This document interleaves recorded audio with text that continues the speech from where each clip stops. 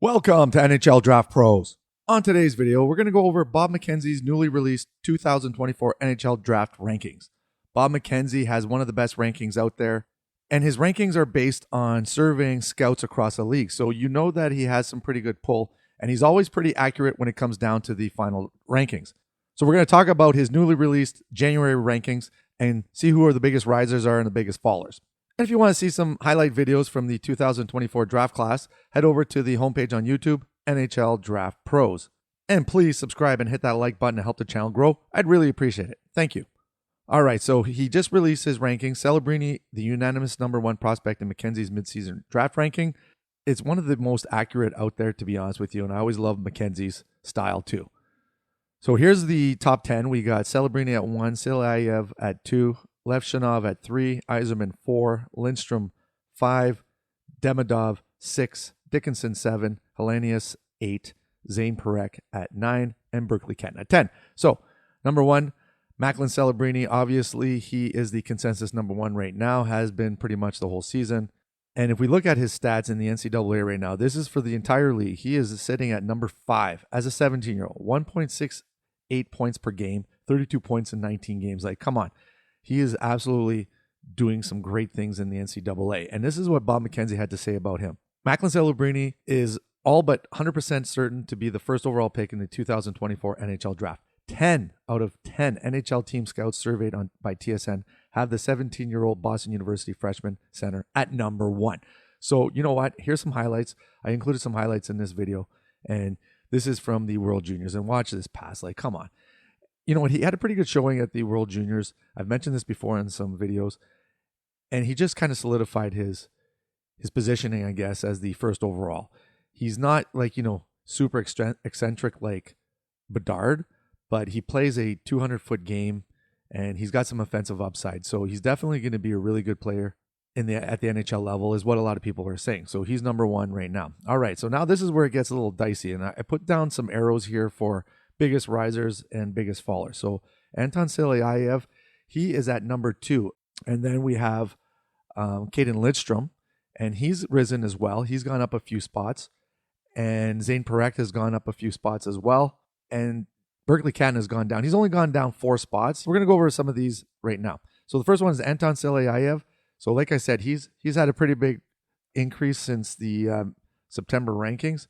He's gone from 9 to 2. He has 11 points in 52 games in the KHL. But the big thing is he's 6'7", and he's very mobile. And one of the things that Bob McKenzie had quoted here is 5 out of 10 scouts surveyed by TSN listed Silayev at number 2.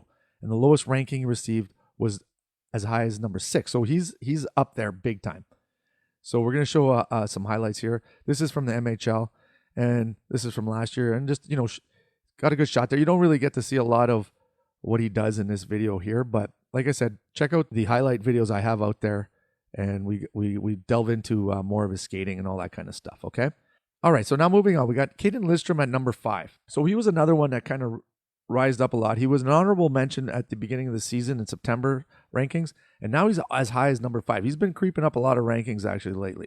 And so he has 46 points in 32 games in the WHL. And here's a quote from Bob McKenzie, and it says, "Scouts surveyed ranked him as high as number 3 and no lower than number 8. So another one has kind of risen up the rankings this season.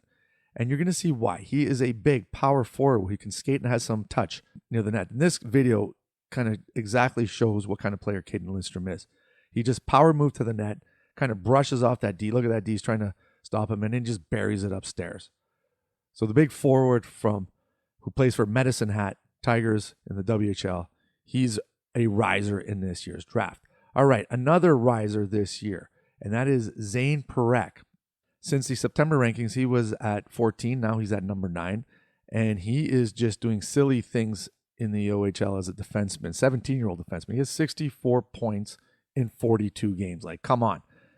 And he is, Sagan has a good team, but he was doing this way before they loaded up. Look at that. Little dipsy doodle and shot, buries it against the Sioux here. So he's definitely got that. He's got the confidence when the puck's on his stick. Like, he's either going to take it, he's going to make a nifty move, nice shot, or a pass. So he's gone up to number 9. All right. One of the drops in this year's early rankings was Berkeley Catton. And like I said, he started off at number 6 and dropped down to number 10 by January. He's having a decent season in Dub 2, 67 points in 41 games. And he's kind of a well-rounded player. I like him personally a lot. I'm a big fan of Berkeley Catton. And like he's got a nice shot, got some offensive abilities, obviously. And yeah, he's fun to watch. I like Berkeley Catton a lot. I personally probably have him a little bit higher. But anyways, moving on, we got 11 to 20 here. So we got Trevor Connolly at 11, Yakemchuk at 12, Buyam at 13, Yurchek at 14, Hemming at 15, Teja Ginla at 16, Greentree 17, Chernyshov 18, Seneca 19, and Brandseg Nygaard at 20. So there's a few moves here in this grouping. So you see Zeev Buyam has moved up and Adam Yurchek has dropped. He's dropped a lot actually the last little while. Teja Ginla's up, Liam Greentree is up, Igor Chernyshov is dropped, and so has Michael Brandseg Nygaard. So we're going to talk about Zeev Buyam. He's a hot riser right now, and he's gone up the rankings pretty much everywhere. So he wasn't even in the top 20 for McKenzie at the beginning of the season, but now he's all the way up to 13, and he's absolutely doing some big things in the NCAA.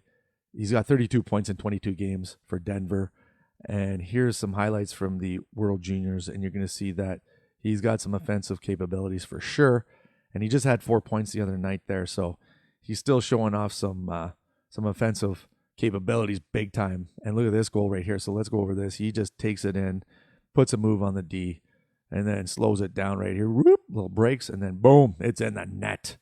So there's a few different angles here. I'm going to kind of slow it down in a sec, but this one right here, look at this, and you can kind of get an idea. It gets a little bit of lucky bounce. It goes through the legs there, but nice goal nevertheless. All right, so now we got another riser, and that's Teja Ginla, plays for Kelowna. He's got 55 points in 40 games, son of beloved Jerome Ginla from the Calgary Flames. And look at this. He walks in. He's got a shot. Shoots like his dad. Boom. Look at that. I love it. And so he's another one that's been a big riser lately. He's putting on a pretty nice season in Kelowna there.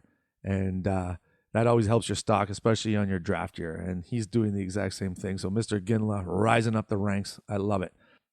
All right, moving on. So we got Liam Greentree in Windsor for the Spitfires there, and he's having a pretty good season as well. 57 points in 39 games. Just named the captain of the Windsor Spitfires last week. So, and this is a nice goal. Goes around the D here, and then watch this pass across. Look at that. What a goal. So, you know what? I like his game. He's big. He's like 6'3", and he's got some nice touch with the puck on his stick. He's very cerebral. And you got to remember, Windsor is not a good team this year. They're kind of in rebuild mode, and he's holding the fort big time. So good for Liam Greentree. Okay, and then the last one I want to talk about, one of the big fallers, and that's Aaron Kiviarhu. And he was on the September rankings. He was at number 10, and he has dropped all the way down to 23, minus 13. He's been kind of dropping. The progression, I guess they say, is not there for him. He's been battling injuries too, which don't help during your draft year especially. So he's another one that's been a big fall, I guess you could say, from the early rankings. And that is it for Bob McKenzie's draft rankings for January. Looking forward to his last one there. He usually puts one out right before the draft, so that's always fun to look at. And he's usually one of the closest when it comes to the actual draft. So that's it for today. Please subscribe, hit that like button, help the channel grow. I'd really appreciate it. Thanks for everything, and we'll see you soon. Cheers.